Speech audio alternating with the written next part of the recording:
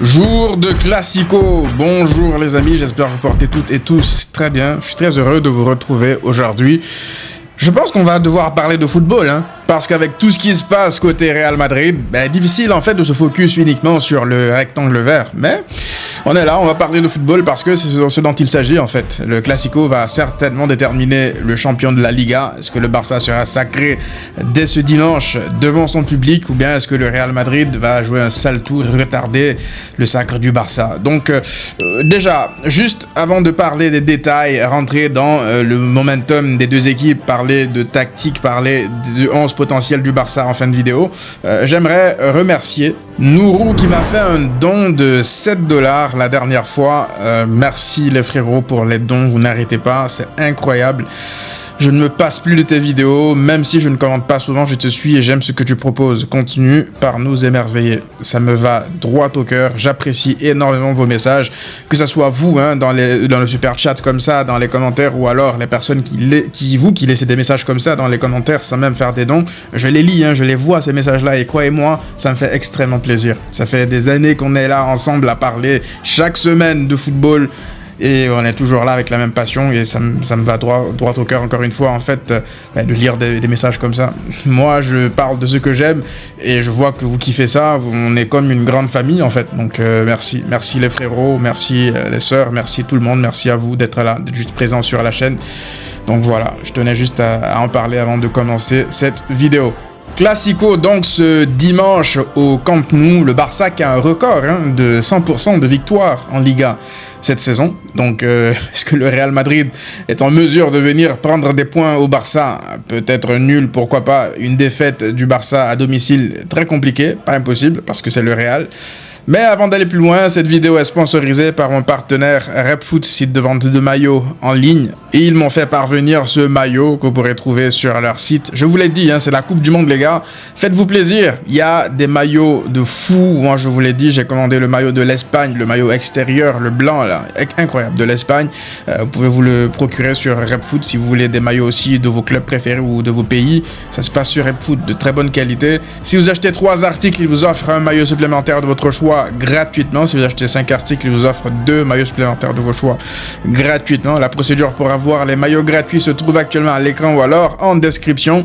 Et si vous utilisez le code de réduction Massian dans la barre de réduction, vous aurez 18% de rabais sur votre commande. 18% de rabais. Donc faites-vous plaisir les gars. Allez vous chercher les maillots de la Coupe du Monde de vos pays, de vos clubs. Ça se passe sur RepFoot. Retournons au Barça, au Real Madrid. Ouais, comme je l'ai dit, un peu difficile de parler de football dans les conditions dans lesquelles on est à cause du Real Madrid, j'ai envie de dire ça comme ça, parce qu'à cause d'eux, en fait, les yeux ne sont rivés que sur l'extra sportif de leur côté, au point en fait de mettre de l'ombre sur tout, même limite l'impression parfois qu'il n'y a même pas de Classico.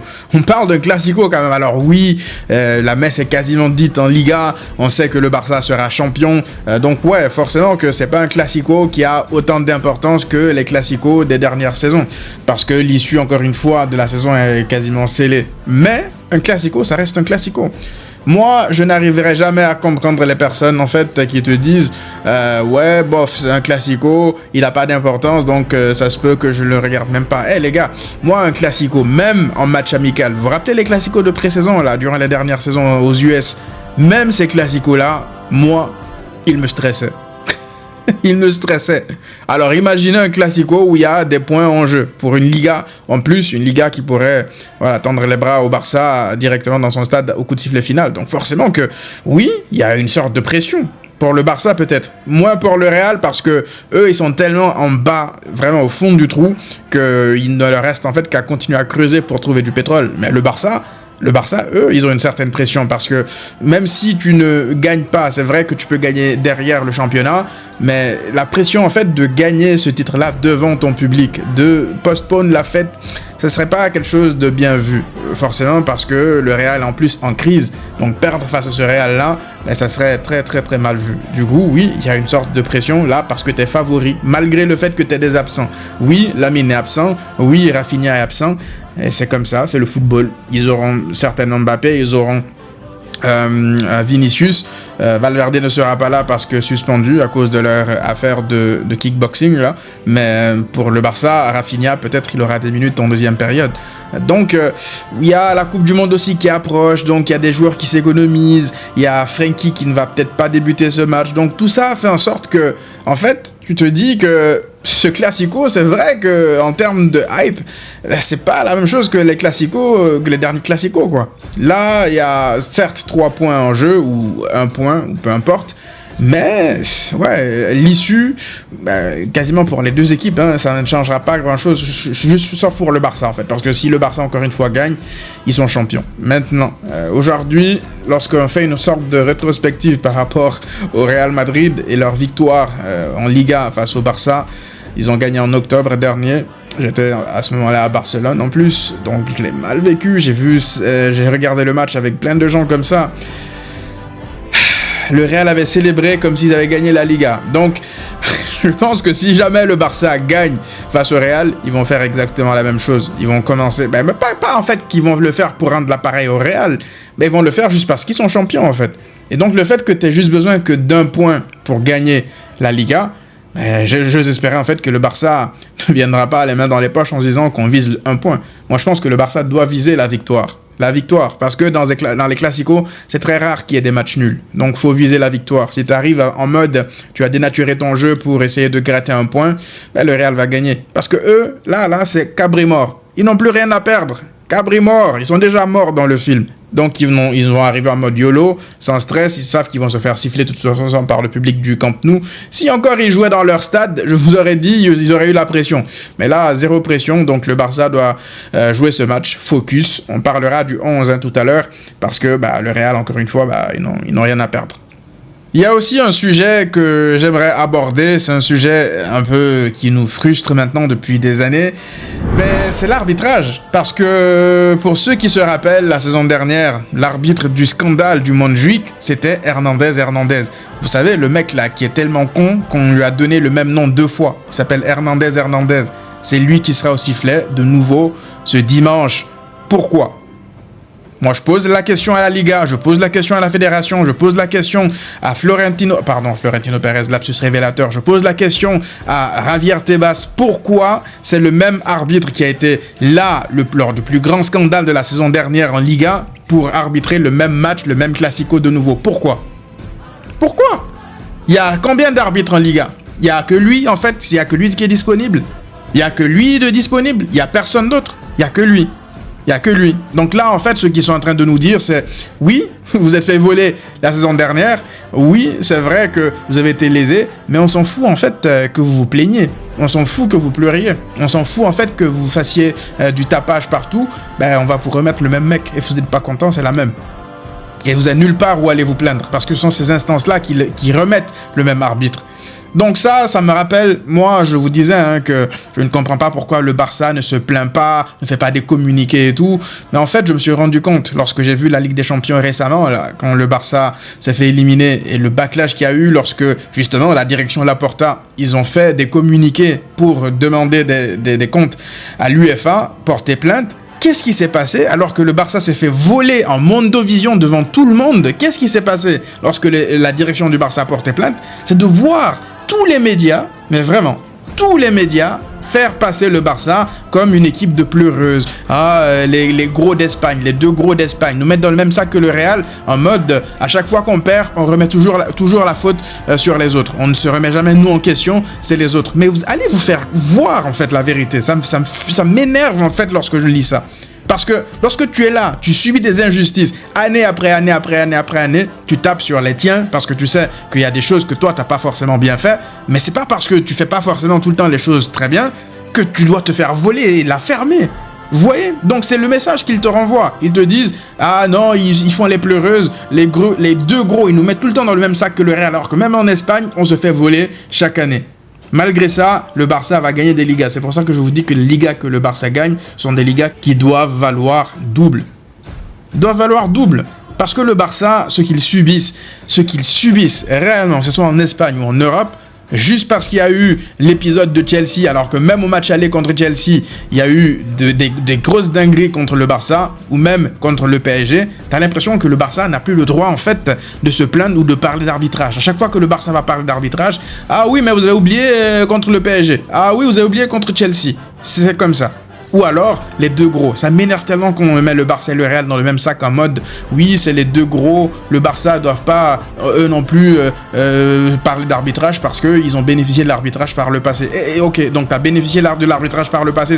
Ça justifie le fait que tu te fasses voler à chaque fois et qu'on prenne des décisions lunaires de mettre le même arbitre qui t'a fait un scandale la saison dernière dans le match là décisif pour gagner, pour donner le titre en Liga.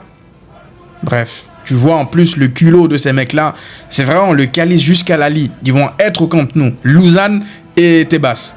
Ils seront là au Camp Nou pour regarder le match. C'est vraiment pour te dire, oui, on sait, on s'en fout. Et en plus, on sera là, on va regarder en 4K devant toi. On va voir, enfin, on va regarder ce qu'on t'a fait. La vérité, j'en ai marre, je suis fatigué de parler d'arbitrage. Mais t'es obligé. Je suis désolé parce que t'as pas le choix. Tu peux pas faire autrement parce que chaque année, il y a une nouvelle dinguerie. Chaque année.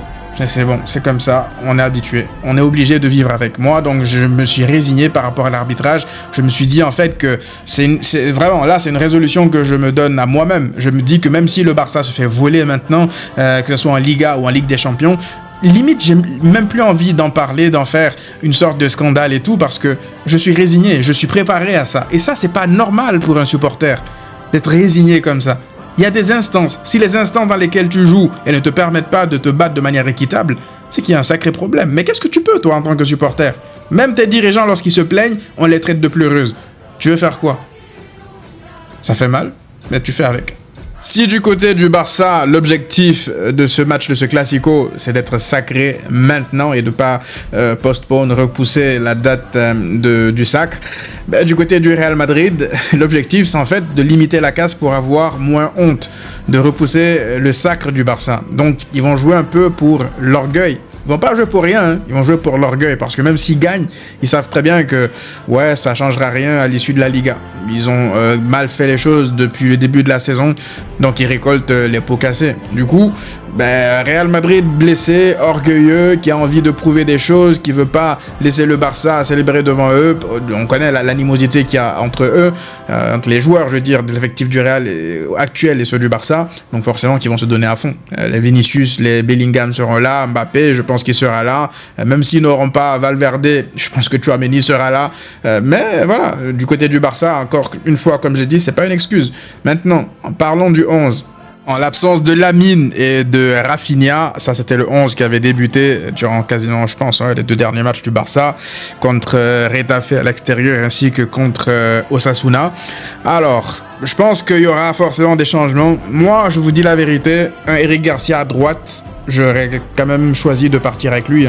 Je vous ai dit, moi, Koundé ne me rassure pas du tout, que ce soit offensivement, que ce soit défensivement, il aura Vinicius sur son côté. Je fais pas du tout confiance à Koundé, donc si Eric Garcia peut débuter de nouveau, je repars avec Eric Garcia. Et puis la défense, ça bouge pas trop. Koubarsi, Gérard Martin, Cancelo, c'est la défense titulaire sur cette fin de saison. Au milieu, Pedri, Gavi dans le double pivot.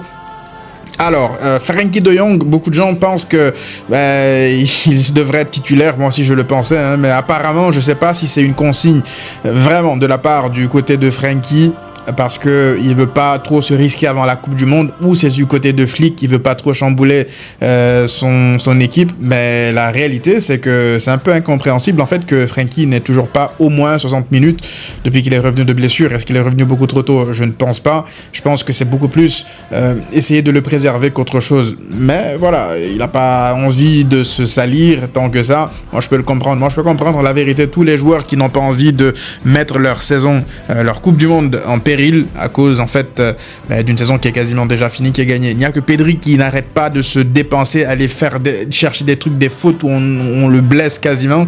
Frère, économise-toi sur la pelouse. Réfléchis toi aussi, fais pas le con. On veut pas te voir rater la Coupe du Monde.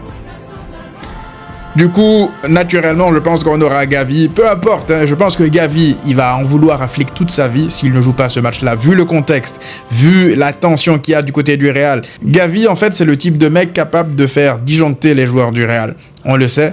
dans son style de jeu déjà, ça c'est un, mais aussi et surtout parce qu'il sait, lui, qu'il suffit que d'une petite étincelle pour faire exploser l'équipe du Real. Donc je pense qu'il va pas se gêner.